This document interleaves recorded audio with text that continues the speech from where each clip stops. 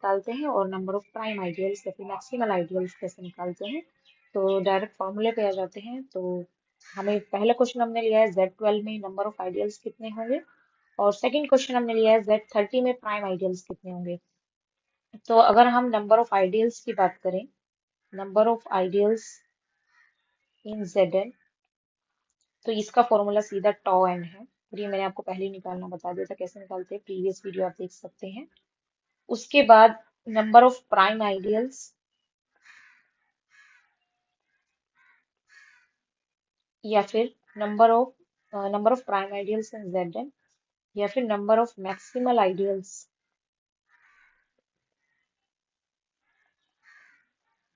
इन Zn।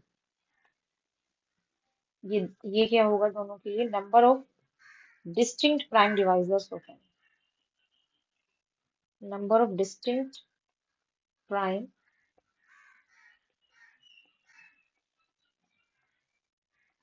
तो ये आपको जो है याद रखना है, आइडियल्स के लिए टो एन, और प्राइम आइडियल्स और मैक्सिमल आइडियल्स के लिए distinct prime divisors of n। तो हम अपना क्वेश्चन कर लेते हैं। तो पहले में हमें क्या निकालना है, number of ideals in Z12, तो ये हो जाएगा हमारा टॉ 12। तो वही हम 12 का प्राइम फैक्टराइजेशन करेंगे, क्या आ जाएगा, 2 raised to the power 2 multiply 3 raised to the power 1। फिर कैसे निकालेंगे, जो इनकी पावर्स है उनमें 1 1 ऐड करके और उनकी क्या कर देंगे, मल्टीप्लाई। तो ये हो जाएगा 3 मल्टीप्लाई 2 6। तो हमारा number of ideals in Z12 क्या आ जाएगा, 6। उसके बाद सेकेंड क्वेश्चन में हमें क्या निकालना है, prime ideals, number of prime ideals in Z30। इसका फॉर्मूला मैंने आपको क्या बताया, number of distinct prime divisors. तो सबसे पहले हम 30 का प्राइम फैक्टराइजेशन कर लेते हैं, क्या आ जाएगा, 2 मल्टीप्लाई 3 मल्टीप्लाई 5। तो यहाँ पर डिस्टिंक्ट प्राइम डिवाइजर्स क्या क्या है, 3 है, 1 2 और 3। तो यहाँ पर प्राइम आइडियल्स कितने आ जाएंगे, और अगर मैक्सिमल आइडियल की बात करें तो वो भी कितने होंगे, 3।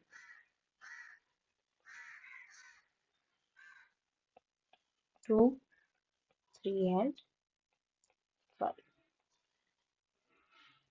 टॉपिक। तो आज का जो हमारा टॉपिक है वो है आइसेंस्टीन्स इरेड्यूसिबिलिटी क्राइटेरिया। तो सबसे पहले हम डेफिनेशन पढ़ेंगे कि ये होता क्या है, और उसके बाद क्वेश्चन कैसे सॉल्व करना है, अगर एग्जाम में आएगा तो वो पढ़ेंगे। तो सपोज कीजिए, लेट एफ एक्स एक पॉलिनोमियल है, a naught plus a1x plus a2x square up to an xn, जो कि बिलोंग करता है zx में। देन देयर एग्जिस्ट p, एक प्राइम एग्जिस्ट करेगा सच दैट p क्या करेगा, डिवाइड करेगा सारे कोफिशिएंट्स को। p डिवाइड्स ऑल कोफिशिएंट्स, कौन कौन से, a नॉट a1 और an माइनस 1, सभी को डिवाइड करेगा। लेकिन इसके साथ साथ दो कंडीशन क्या होंगी, बट p जो है किसको डिवाइड नहीं करेगा, an को। p does not divide leading coefficient an, and p square does not divide constant term a node. a node क्या है हमारी,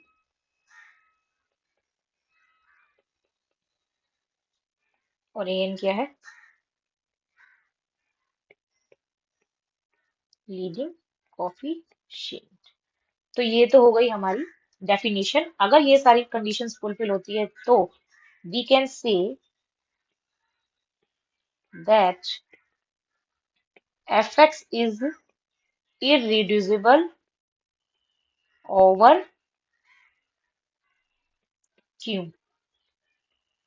तो क्वेश्चन यही आएगा कि कोई पॉलिनोमियल दे दिया और आपको चेक करना है कि वो पॉलिनोमियल जो है इरिड्यूसिबल है क्यू पर या फिर नहीं है। तो क्वेश्चन ले लेते हैं, कोई भी पॉलिनोमियल ले लीजिए। Let fx is equal to x raised to the power 4 plus 4x cube plus 6x square plus 12x plus 6, ये हमने पॉलिनोमियल ले लिया। ठीक है, तो अब सबसे पहले हमें क्या करना है, कोई सॉल्यूशन, कोई प्राइम लेट करना है। लेट हमने p लेट कर लिया, p इज इक्वल टू 2 क्या है, प्राइम नंबर। तो यहाँ पर आप देखोगे हमारी कांस्टेंट टर्म ए नोट क्या है, 6। ठीक है, a1 क्या है, 12। आप इसको ऐसे भी लिख सकते हैं पॉलिनोमियल को, 6 plus 12x plus 6x square plus 4x cube plus x raise to the power 4। और a2 हमारा क्या है, 6, और a3 क्या है, 4। तो आप यहाँ से देख सकते हैं 2 6 को डिवाइड कर रहा है, 2 12 को भी डिवाइड कर रहा है, अगेन 2 6 को डिवाइड कर रहा है, और 2 4 को भी डिवाइड कर रहा है। लेकिन दो कंडीशन क्या थी कि 2 हमारा जो मतलब प्राइम नंबर है वो an को डिवाइड नहीं करेगा। तो यहाँ पे an क्या है यहाँ पर, क्योंकि यहाँ पर लास्ट यही है आपकी टर्म, तो यहाँ पर an क्या है, 1 हो जाएगा। तो हम कह सकते हैं कि but 2 does not divide 1 and 2 का स्क्वायर मतलब कि 4 6 को डिवाइड नहीं करेगा। 6 क्या है यहाँ पर जो हमने लिया था, ये ए नोट, क्योंकि ए नोट क्या है हमारा 6। इसका मतलब हम कह सकते हैं कि F x is irreducible over Q. अब क्वेश्चन किस टाइप से आ सकता है, क्वेश्चन इस टाइप से आ सकता है कि आपको कोई पॉलिनोमियल दे दिया जाएगा और उसके बाद ऑप्शन में दे दिया जाएगा कि ये इररिड्यूसिबल होगा, नहीं होगा, जो भी मतलब ऑप्शंस बनेंगे उस अकॉर्डिंग। तो आई होप आप इरिड्यूसिबल वाला अगर क्वेश्चन आता है तो इस इरिड्यूसिबिलिटी आइसेंस्टीन इरिड्यूसिबिलिटी क्राइटेरिया की हेल्प से वो इजीली सॉल्व कर सकते हैं। साइक्लिक सब ग्रुप कैसे निकालते हैं ये करेंगे। तो हमने यहाँ पर दो क्वेश्चन लिए हैं। पहला क्वेश्चन है फाइंड द नंबर ऑफ सब groups of cyclic group of order 36 and second question है फाइंड द नंबर ऑफ सब groups of cyclic group of order 50। तो सीधा सिंपल सा फॉर्मूला है इसका। तो नंबर ऑफ साइक्लिक सब ग्रुप निकालने के लिए नंबर ऑफ साइक्लिक सब ग्रुप का जो फॉर्मूला होता है वो होता है टॉ एन। एन क्या है यहाँ पर, जो ग्रुप है उसका ऑर्डर।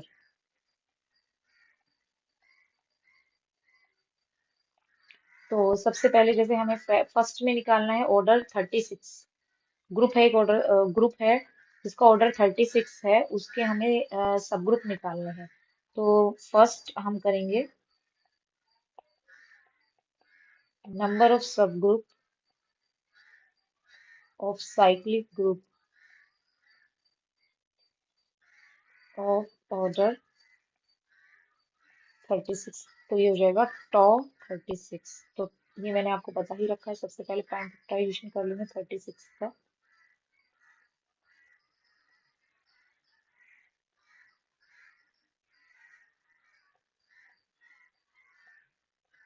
तो ये क्या आ जाएगा यहाँ पर, 2 की पावर 2 मल्टीप्लाई 3 की पावर 2। और ये हम कैसे निकालते हैं, जो पावर है उनमें 1 1 ऐड करके और उनको क्या करेंगे, multiply.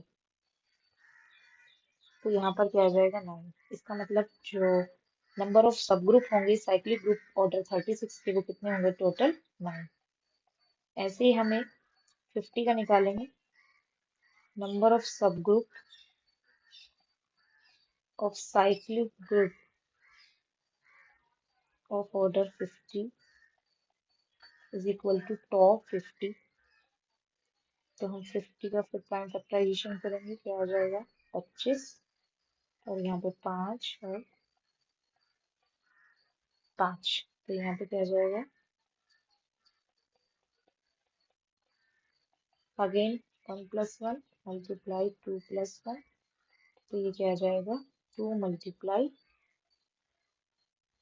3 which is equal to 6। तो इसके क्या हो जाएंगे, नंबर ऑफ सब ग्रुप 6। जिनको टॉय निकालना नहीं आता, मैंने पहली वीडियो में बताया, इसमें हम क्या करते हैं, प्राइम फैक्टराइजेशन करेंगे और जो हमारे डिस्टिंक्ट प्राइम फैक्टर्स आएंगे उनकी जो पावर है, उनकी पावर में 1 1 ऐड करके उनको क्या कर देंगे, मल्टीप्लाई। ठीक है, ये क्वेश्चन है हमारा। तो इसमें हमें रेडियस ऑफ कन्वर्जेंस निकालना है। तो सबसे पहले हम देखते हैं रेडियस ऑफ कन्वर्जेंस निकालते कैसे हैं, और फिर इसके बाद हम ये क्वेश्चन सॉल्व करेंगे। तो रेडियस ऑफ कन्वर्जेंस की बात करें तो सपोज कीजिए, लेट समेशन ए एन एक्स एन कोई पावर सीरीज है।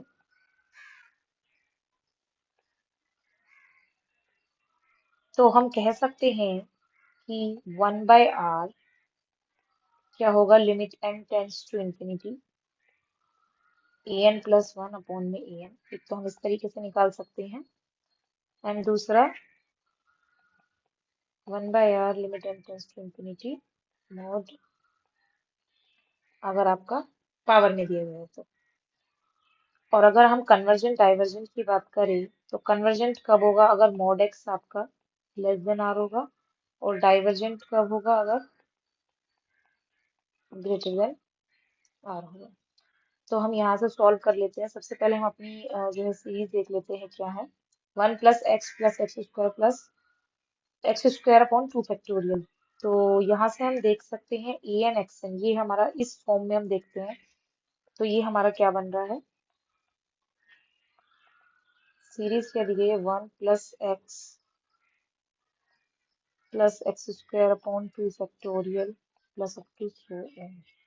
तो ये हमारी पावर सीरीज दी गई है।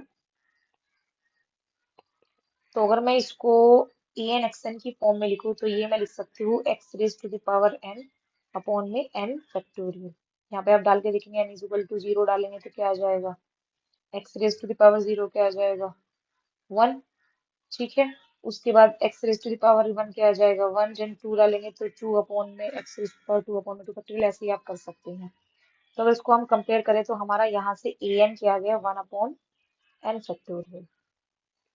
ठीक है, हम इससे निकालेंगे, इसको रेशियो टेस्ट भी बोलते हैं। तो ए n plus one upon A N वाले ऊपर वाले फॉर्मूले से निकालेंगे। तो यहाँ पे हम ए एन प्लस वन अगर निकालेंगे तो क्या आ जाएगा, 1/n+1 फैक्टोरियल। फॉर्मूला क्या बताया मैंने, 1/r limit n tends to infinity a n plus one upon में ए एन। तो यहाँ से हम सॉल्व करेंगे तो क्या आ जाएगा, limit n tends to infinity और 1 + n+1 फैक्टोरियल अपॉन में 1/n फैक्टोरियल। तो ये ऊपर चला जाएगा तो क्या आ जाएगा, limit n tends to infinity n factorial upon में n+1 फैक्टोरियल। यहाँ से ये कैंसिल हो जाएगा, नीचे क्या बचेगा, 1/n+1। यहाँ पे n+1 इंटू एन फैक्टोरियल आएगा, n फैक्टोरियल से n फैक्टोरियल कैंसिल हो जाएगा। तो जब हम ये यहाँ पे अप्लाई करेंगे तो ये क्या आ जाएगा, 1/इंफिनिटी क्या आ जाएगा, 0। तो ये आ गया 1/r। तो यहाँ से r क्या आ जाएगा, 1/0 which is equal to infinity. तो रेडियस ऑफ कन्वर्जेंस हमारे इस पावर सीरीज का क्या आ गया, इंफिनिटी। तो हमारा ऑप्शन ए, फर्स्ट ऑप्शन क्या हो जाएगा हमारा करेक्ट। ठीक है, ऑप्शन नंबर फर्स्ट हमारा करेक्ट हो जाएगा। तो इस तरीके से आप रेडियस ऑफ कन्वर्जेंस निकाल सकते हैं। और अगर ये पूछा है कि सीरीज कन्वर्जेंट है या डाइवर्जेंट है तो वो भी आप इसके अकॉर्डिंग निकाल सकते हैं। कि पहला क्वेश्चन है find the number of elements of order 100 in Z200, and second question है find the number of elements of order 4 in Z18। तो इसका बहुत ही सिंपल सा इजी सा फॉर्मूला है जिसकी हेल्प से आप आसानी से जो है निकाल सकते हैं।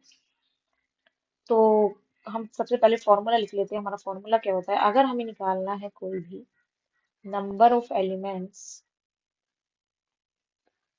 of order m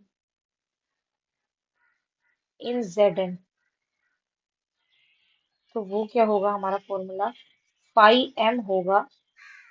कंडीशन क्या है, if m divides n, and 0 होगा if m does not divide n। तो ये आपको फॉर्मूला ध्यान रखना है। ठीक है, तो क्वेश्चन कर लेते हैं, क्वेश्चन से आपको समझ आ जाएगा। तो पहला क्वेश्चन है, हमें नंबर ऑफ एलिमेंट्स निकालने हैं। Z200 में ऑर्डर 100 के कितने एलिमेंट्स होंगे। ठीक है, तो यहाँ से आप देख सकते हैं कि पहले क्वेश्चन में m क्या है हमारा, फर्स्ट क्वेश्चन में m क्या है हमारा 100, और Zn 200 Z 200 दिया गया है, तो यहाँ से N क्या हो जाएगा हमारा 200। तो हमें यहाँ से साफ साफ नजर आ रहा है M divides N as 100 divides 200। तो हमारा पहला फॉर्मूला लग जाएगा 5M। इसका मतलब हमें यहाँ क्या निकालना है, 500 निकालना है। ठीक है, और ये मैंने आपको निकालना सिखाया था, ये हमारा होता है यूलर्स टोशेंट फॉर्मूला। ठीक है, क्या होता है ये हमारा यूलर्स टोशेंट फॉर्मूला। तो अगर आपको नहीं पता कैसे निकालते हैं तो मैं डिस्क्रिप्शन बॉक्स में लिंक प्रोवाइड कर दूंगी, आप उससे देख लीजिएगा। यहाँ पे मैं डायरेक्टली सॉल्व कर रही हूँ क्योंकि मैं इसके पहले कई बार वीडियो डाल चुकी हूँ। तो ये यूलर ट्यूशन फॉर्मूला है। तो सबसे पहले हम क्या करेंगे, यहाँ पर 100 का अगर हम प्राइम फैक्टराइजेशन करेंगे, मैं सीधा भी लिख सकती थी, मैं करके दिखा देती हूँ पर आपको। तो ये हमारा क्या आ जाएगा, 5 2 raised to the power 2 multiply 5 raised to the power 2। तो विच इज इक्वल टू, यहाँ पे हम क्या कर सकते हैं, 2 raised to the power 2, पहले 5 2 स्क्वायर निकालेंगे और मल्टीप्लाई 5 5 स्क्वायर। तो ये आ जाएगा 2 raised to the power 2 minus 2 raised to the power 1। ऐसे ही आ जाएगा 5 raised to the power 2 minus 5 raised to the power 1। यहाँ से आ जाएगा 4 - 2, ये आ जाएगा 25 - 5 विच इज इक्वल टू 20। तो ये आ जाएगा 2 × 20 विच इज इक्वल टू 40। तो हमारा Z 200 में ऑर्डर 100 के 40 एलिमेंट्स होंगे। अब हम करते हैं अपना क्वेश्चन नंबर 2। क्वेश्चन नंबर 2 में आप देख सकते हैं M हमारा 4 है और N हमारा 18। M हमारा 4 है और N हमारा, M हो जाएगा और ये N, ऐसे इसमें ये M और ये N। तो हम देख सकते हैं कि 4 तो 18 को डिवाइड नहीं करता है, M does not divide N, मतलब कि 4। और मैंने क्या कहा था, जब M N को डिवाइड नहीं करेगा तो नंबर ऑफ एलिमेंट्स क्या हो जाएंगे, 0। तो यहाँ पर आंसर क्या आ जाएगा, 0। Therefore there are no elements of order 4 in Z। I hope आपको ये क्लियर हो गया होगा। तो अगर इस तरीके का कोई भी क्वेश्चन आता है तो आप इजीली इस फॉर्मूले से सॉल्व कर सकते हैं।